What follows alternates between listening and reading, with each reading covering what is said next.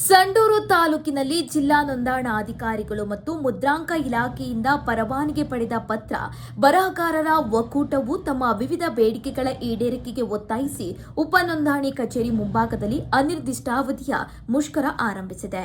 December 3ರಿಂದ ರಾಜ್ಯವ್ಯಾಪಿ ಜಾರಿಗೆ ಬಂದಿರುವ ಕಾವೇರಿ 2 ತಾಂತ್ರಿಕ ಪ್ರಕ್ರಿಯೆಯಲ್ಲಿನ ಬದಲಾವಣೆಗಳಿಂದ ಎಲ್ಲ ಉಪ ನೋಂದಣಿ ಕಚೇರಿಗಳಲ್ಲೂ ಕೆಲಸ ಕುಂಠಿತಗೊಂಡಿದ್ದು, ಸ್ವತ್ತಿನ ವಿವರಣೆ ವಿಳಾಸ ನಂಬರ್ ವಿಸ್ತೀರ್ಣ ನಮೂದಾಗಿರುವ ಕಾರಣ ನೋಂದಣಿ ಪ್ರಕ್ರಿಯೆ 100ರಲ್ಲಿ 95% ಮಟ್ಟಕ್ಕೆ ಸ್ಥಗಿತಗೊಂಡಿದೆ ಎಂದು ಒಕ್ಕೂಟದ ಪ್ರತಿನಿಧಿಗಳು ತಿಳಿಸಿದ್ದಾರೆ. ನನ್ನ ಹೆಸರು ರವೀಂದ್ರನಾಥ್ ಹೆಚ್ಎಲ್ ಅಂತ. ನಾನು ಪತ್ರ ಬರಹಗಾರ ಸಂಡೂರಿನಲ್ಲಿ ಕೆಲಸ ಮಾಡ್ತಾ ಇದ್ದೀನಿ. ಈಗ ಸರ್ಕಾರ ಈಗ ಏನ್ ಮಾಡಿದೆ ಅಂತಂದ್ರೆ ಕಾವೇರಿ 2ನ ಚಾಲ್ತಿಯಲ್ಲಿ ಬಂದಿತ್ತು. ಅದರಿಂದ ನೋಂದಣಿ ಕಾರ್ಯಗಳು ನಡೀತಾ ಇತ್ತು. ಅಂದ್ರೆ ಆನ್ಲೈನ್ ನಲ್ಲಿ ನಾವು ಹಾಕೊಂಡು ಬರ್ತಾ ಇದ್ವಿ. ಏನಾಗಿದೆ ಅಂದ್ರೆ ಆನ್ಲೈನ್ ನಲ್ಲಿ ಸಿಟಿಜನ್ ಲಾಗಿನ್ ಬಿಟ್ಟಿರೋದ್ರಿಂದ ಈ ಎಲ್ಲಾ ಸಾರ್ವಜನಿಕರಾಗ್ಲಿ, ಕಂಪ್ಯೂಟರ್ ಶಾಪ್ನವರಾಗ್ಲಿ ಯಾರು ಬೇಕಾದ್ರೂ ನೋಂದಣಿಗಳನ್ನ ಮಾಡ್ಲಿಕ್ಕೆ ಅವಕಾಶ ಇತ್ತು. ಮೇಲಾಗಿ ದಸ್ತಾವೇಜು ಬರಹಗಾರರ ಸೀಲನ್ನ ಹಾಕಿಸ್ತಾ ಇದ್ರು. ಈಗ ಏನ್ ಮಾಡಿದಾರೆ ಅಂತಂದ್ರೆ ಕಾವೇರಿ 3 ಬರೋದ್ರಿಂದ ಅವಾಗ ಈಗ ಇಲ್ಲಿ ಪ್ರಶ್ನೆ ಬಂದಿರೋದು ಏನಂತ ಹೇಳಿದ್ರೆ, ನಿಮ್ ಬೋರ್ಡ್ ಅಲ್ಲೇ ಇದೆ, ಅನಧಿಕೃತ ವ್ಯಕ್ತಿಗಳು ಬಂದು ಹೊರಗಡೆಯಿಂದ ಬಂದು ಒಳಗಡೆ ಪತ್ರ ವ್ಯವಹಾರ ಮಾಡ್ತಾರೆ ಅನ್ನೋದು ನಮ್ಮ ಪ್ರಶ್ನೆ. ಹೌದು. ಈಗ ಅದಕ್ಕೆ ಏನ್ ಹೇಳ್ತಾರೆ ಅಂತಂದ್ರೆ, ಸರ್ಕಾರ ಸಿಟಿಜನ್ ಲಾಗಿನ್ ಬಿಟ್ಟಿರೋದ್ರಿಂದ ಯಾರು ಬೇಕಾದ್ರೂ ಬಂದು ಸಿಟಿಜನ್ ಲಾಗಿನ್ ನಲ್ಲಿ ಅಪ್ಲಿಕೇಶನ್ ಹಾಕೊಂಡು ಬಂದ್ಬಿಟ್ಟು ಸಬ್ ರಿಜಿಸ್ಟ್ರಾರ್ ನ ಕಾಣ್ಲಿಕ್ಕೆ ಅವಕಾಶವಿದೆ. ಅಲ್ಲಿ ಸಬ್ ರಿಜಿಸ್ಟ್ರಾರ್ ಆಗ್ಲಿ ಯಾರೇ ಅಧಿಕಾರಿಗಳಾಗ್ಲಿ ನೀವು ತರಬೇಡಿ ಅಂತ ಹೇಳಲಿಕ್ಕೆ ಅವರಿಗೆ ಅಧಿಕಾರ ಇಲ್ಲ.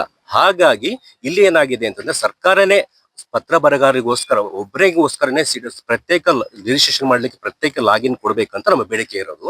ಅವಾಗ ಏನಾಗುತ್ತೆ ಅಂತಂದ್ರೆ ಬೇರೆ ಯಾರು ಸಾರ್ವಜನಿಕರಾಗ್ಲಿ ಮತ್ತೊಬ್ಬರಾಗ್ಲಿ ಮಗದೊಬ್ಬರಾಗ್ಲಿ ರಿಜಿಸ್ಟ್ರೇಷನ್ ಅಲ್ಲಿ ಇನ್ವಾಲ್ವ್ಮೆಂಟ್ ಇರೋದಿಲ್ಲ. ಅವರಿಗೆ ಯಾಕೆ ಬೇಡ ಅಂತ ಹೇಳ್ತೀವಿ ಅಂತಂದ್ರೆ ಅವರಿಗೆ ಹೆಚ್ಚಿನ ಅನುಭವಗಳು ಇರೋದಿಲ್ಲ. ಯಾರು ಬೇಕಾದ್ರೆ ಹೇಗ್ ಬೇಕಾದ್ರೂ ಮಾಡ್ಬಿಟ್ಟು ಸಾರ್ವಜನಿಕರಿಗೆ ಇದರಿಂದ ಸಾಕಷ್ಟು ತೊಂದರೆಗಳು ಆಗಿದ್ದಾವೆ. ಅದರಿಂದ ತೊಂದರೆ ಆಗ್ತಿರೋದು ಸಾರ್ವಜನಿಕರಿಗೆ. ಅವ್ರಿಗೇನು ಯಾರು ಕಂಪ್ಯೂಟರ್ ಶಾಪ್ನವರಾಗಲಿ ಅನಧಿಕೃತ ವ್ಯಕ್ತಿಗಳಿಗೇನು ತೊಂದರೆ ಆಗ್ತಾ ಇಲ್ಲ. ಅವ್ರಿಗೆ ಇನ್ನ ಚೆನ್ನಾಗಿ ಅವರಿಗೆ ಅನುಕೂಲ ಆಗಿದೆ.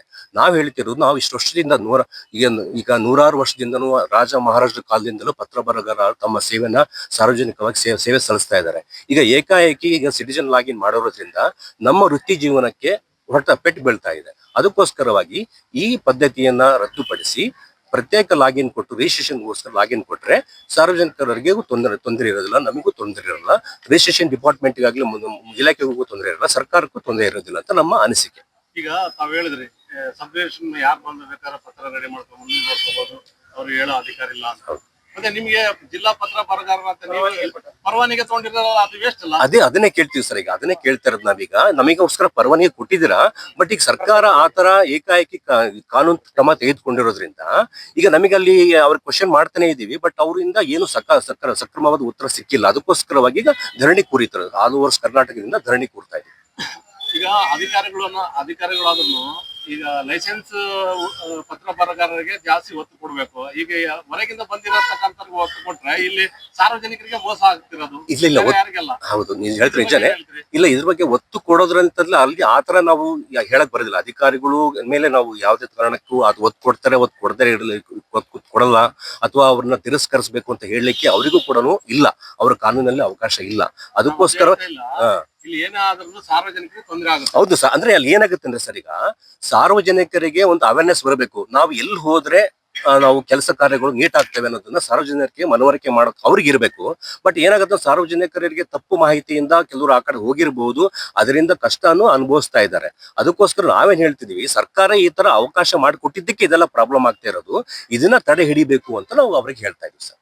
ಈ ತಾಂತ್ರಿಕ ದೋಷಗಳಿಂದ ಸಾರ್ವಜನಿಕರು ತೀವ್ರ ತೊಂದರೆ ಅನುಭವಿಸ್ತಾ ಇದ್ದು, ನೋಂದಾಯಿಸಬೇಕಾದ ದಾಖಲೆಗಳು ದಿನದಿಂದ ದಿನಕ್ಕೆ ಬಾಕಿ ಬೀಳುತ್ತಿದ್ವು. ತಾಂತ್ರಿಕ ದೋಷಗಳನ್ನು ತಕ್ಷಣ ಸರಿಪಡಿಸಿ ನೋಂದಣಿ ಪ್ರಕ್ರಿಯೆಯನ್ನು ಸುಗಮಗೊಳಿಸುವುದು ಸರ್ಕಾರದ ಜವಾಬ್ದಾರಿ ಅಂತ ಆಗ್ರಹಿಸಿದ್ದಾರೆ. ಬೇಡಿಕೆಗಳ ಈಡೇರಿಕೆ ಹಾಗೂ ತಾಂತ್ರಿಕ ಸಮಸ್ಯೆಗಳ ಪರಿಹಾರವಾಗುವ ತನಕ ಮುಷ್ಕರ ಮುಂದುವರಿಯಲಿದೆ. ಜೊತೆಗೆ ಬೆಳಗಾವಿಯಲ್ಲಿ ನಡೆಯಲಿರುವ ಚಳಿಗಾಲ ಅಧಿವೇಶನದಲ್ಲಿ ಈ ವಿಷಯವನ್ನು ಸರ್ಕಾರದ ಗಮನಕ್ಕೆ ತರುವ ಕ್ರಮ ಕೈಗೊಳ್ಳುವುದಾಗಿ ಒಕ್ಕೂಟದ ನಾಯಕರು ತಿಳಿಸಿದ್ದಾರೆ. ನಮಸ್ಕಾರ, ನಮ್ಮ ಹೆಸರು ಶಫೀವುಲ್ಲಾ. ನಾವು ಜಿಲ್ಲಾ ಪತ್ರ ಬರಹಗಾರರು ಸಂಡೂರು ತಾಲೂಕಿಂದ ಈ ದಿನ ನಾವು ಏನು ಮುಷ್ಕರ ಧರಣಿ ಕುಳಿತಿದ್ದೀವಿ. ನಮ್ಮ ಕರ್ನಾಟಕ ರಾಜ್ಯ ನೋಂದಣಿ ಮತ್ತು ಮುದ್ರಾಂಕ ಇಲಾಖೆಯಿಂದ ಪರವಾನಗಿ ಪಡೆದ ದಸ್ತಾವೇಜು ಬರಹಗಾರ ನಾವೆಲ್ಲರೂ. ನಮ್ಮ ಈ ರೀತಿ ಮುಷ್ಕರ ಕುಂತಿರೋ ಉದ್ದೇಶ ಏನಂದ್ರೆ, ಈ ಕಾವೇರಿ 2 ನಲ್ಲಿ ಕಾವೇರಿ 2 ಬಂದಾಗಿಂದನೂ ಒಂದು ಡಾಟಾ ಎಂಟ್ರಿ ಮಾಡ್ಲಿಕ್ಕೆ ತೊಂದರೆಗಳು ಆಗ್ತಿದಾವೆ. ಅದಾದ್ಮೇಲೆ ಇವಾಗ ಪೇಪರ್ಲೆಸ್ ಫೇಸ್ಲೆಸ್ ಅಂತೇಳಿ ಮಾಡ್ತಿದ್ದಾರೆ. ಇದರಿಂದ ಒಂದು ಆಸ್ತಿ ದಾಖಲೆ ಗುರುತಿಸ್ಲಿಕ್ಕೆ ಒಂದು ಯಾವುದೇ ಒಂದು ದಾಖಲೆ ಇರಲ್ಲ. ಅದಕ್ಕೋಸ್ಕರ ನಾವು ಈ ಫೇಸ್ಲೆಸ್ ಪೇಪರ್ಲೆಸ್ ರದ್ದು ಮಾಡ್ರಿ ಅಂತ ಹೇಳಿ, ಪ್ಲಸ್ ದಸ್ತಾವೇಜು ಬರಗಾರರಿಗೆ ಒಂದು ಪ್ರತ್ಯೇಕ ಲಾಗಿನ್ ನೀಡ್ಬೇಕಂತ ಹೇಳಿ ಅದಕ್ಕೆ ನಮ್ಮ ಬೇಡಿಕೆಗಳು ಇದಾವೆ. ಸರ್ಕಾರಕ್ಕೆ ನಮ್ಮ ಈ ಮುಷ್ಕರದಿಂದ ನಾವು ಧರಣಿ ಕುಂತು ಮನವಿ ಮಾಡ್ಕೊಂತಿದ್ದೇವೆ.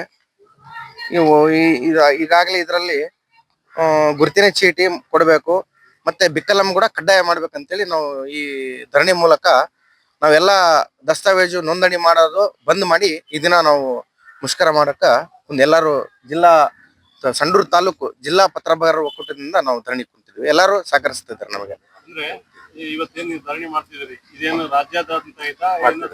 ಈಗಾಗಲೇ ರಾಜ್ಯದಲ್ಲಿ ಎಲ್ಲಾ ಜಿಲ್ಲೆಗಳಲ್ಲಿ 3-4 ದಿನಗಳಿಂದ ಕೆಲಸಗಳನ್ನು ನಿಂದಿರಿಸಿ ದಸ್ತಾವೇಜುಗಳು ನೋಂದಣಿ ಮಾಡೋದನ್ನು ನಿಲ್ಲಿಸಿ ಧರಣಿ ಕುಂತಿದ್ದಾರೆ. ನಮ್ಮ ರಾಜ್ಯಾಧ್ಯಕ್ಷರ ಮೇರೆಗೆ ನಿನ್ನೆ ಮಧ್ಯಾಹ್ನದಿಂದ ನಾವು ಕೆಲಸ ಸ್ಥಗಿತ ಮಾಡಿ ಇವತ್ತಿಂದ ಕೆಲಸ ಪೂರ್ತಿ ಧರಣಿ ಕುಂತಿದ್ವಿ.